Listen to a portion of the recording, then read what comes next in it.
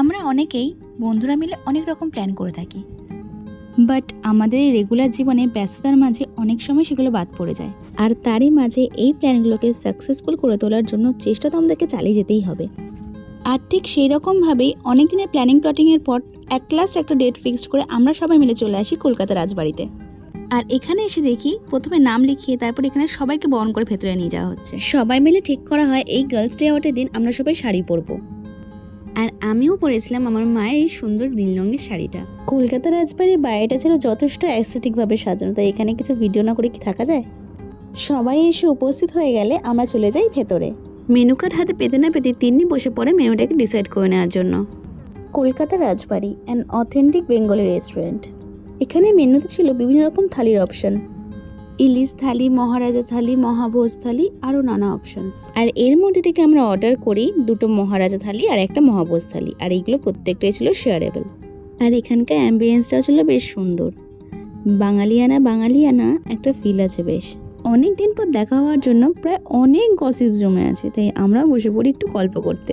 আর এদিকে তো আমাদের খুনসুরি থামার নয়, উল্টে বেড়েই চলেছে। গল্প করতে করতেই এদিকে চলে আসে আমাদের ওয়েলকাম ড্রিঙ্কস, যেখানে আমাদের সার্ভ করা হয়েছিল দইয়ের ঘোল।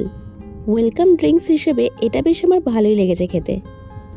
কিছুক্ষণ যেতে না যেতেই এরপর চলে আসে গন্ধরাজ চিকেন আর ফিশ ফ্রাই। এটা দেখতে যেরকম টেস্টি লাগছিল, কাসুন্দি দিয়ে এটা খেতে কিন্তু দুর্দান্ত লাগছিল। এরপরই চলে আসে বাঙালির প্রিয় ফিশ ফ্রাই। আর ফিশ ফ্রাইয়ের ভেতরটা দেখে তো বোঝাই যাচ্ছে মাছটি কতটা ফ্রেশ ছিল, স্বাদে ছিল দারুণ।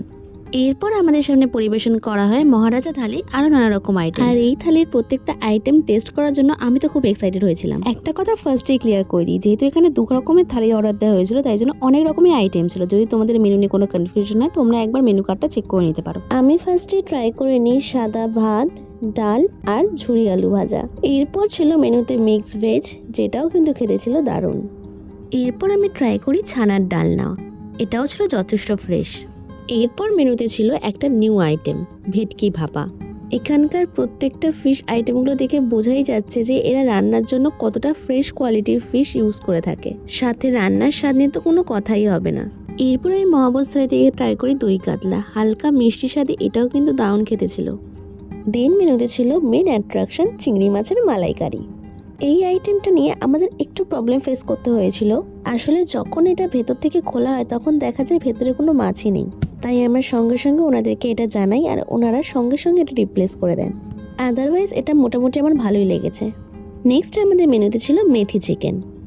এখানে মেনলি মেনুতে 2টো অপশন দিয়ে দেয়, মাটন নয়তো চিকেন। আর আমি যেহেতু মাটন খাই না, তাই জন্য আমি চিকেন ট্রাই করেছিলাম।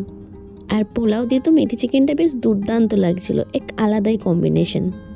আর চিকেনটাও ছিল ওয়েল কুকড। আমার তো এখানকার এটা বেস্ট ডিশ লেগেছে। দেন আমি ট্রাই করে নিই চাটনি আর পাঁপড়। শেষ পাতে এটা তো মাস্ট। এরপর ছিল ডেজার্টের পালা। তাহলে চলো দেখা যাক যে ডেজার্টে আমাদের কি কি অপশানস ছিল। ফার্স্টে আমি ট্রাই করে নিই পায়েস। আর বাঙালি মেনুর ক্ষেত্রে পায়েস ছাড়া তো কখনোই চলে না। পায়েসটা খেতে কিন্তু ছিল বেশ ভালো। এরপর ছিল রসমালাই, যেটাও খেতে কিন্তু বেশ ভালোই লেগেছিল। এরপর ছিল ভাপা সন্দেশ। ডেজার্টটা অন্যরকম হলেও আমার টেস্টটা বেশ মোটামুটিই লেগেছে। আমের বেশ একটা ফ্লেভার ছিল এটার মধ্যে। আর শেষে সবার জন্য চলে আসে পান আর মুখ শুদ্ধি। সব কিছু মিলিয়ে এখানকার খাওয়া দাওয়া থেকে শুরু করে স্টাফদের বিহেভিয়ার, অ্যাম্বিয়েন্স সব কিছু আমার বেশ ভালো লেগেছে। তোমরা চাইলে একটা রবিবার দেখে দুপুরবেলা ফ্যামিলির সবাই মিলে এসে ভুরি পোস্টে এখান থেকে সেরে যেতেই পারো। ও হ্যাঁ, এটা ছিল আমাদের আলটিমেট বিলিং ডিটেলস আমাদের 5 জনে। থ্যাংক ইউ মঞ্জু আতিনি ফর দিস বিউটিফুল ট্রিট। এরপর আমরা সবাই মিলে চলে আসি হাতিবাগানে, চারিপাশটা একটু ঘুরে দেখার জন্য। আর হাতিবাগান মানেই হচ্ছে মেয়েদের ইমোশনের জায়গা। ক্লিপ, ক্ল্যাচার্স, গলার হাত থেকে শুরু করে অক্সিডাইজ জুয়েলারি, কি না পাওয়া যায় এখানে। বাট এবার ছিল আমাদের বাড়ি ফেরার পালা। সারাটা দিন আড্ডা, মজা, খাওয়া দাওয়ায় কীভাবে যে কেটে গেল বোঝাই গেল না।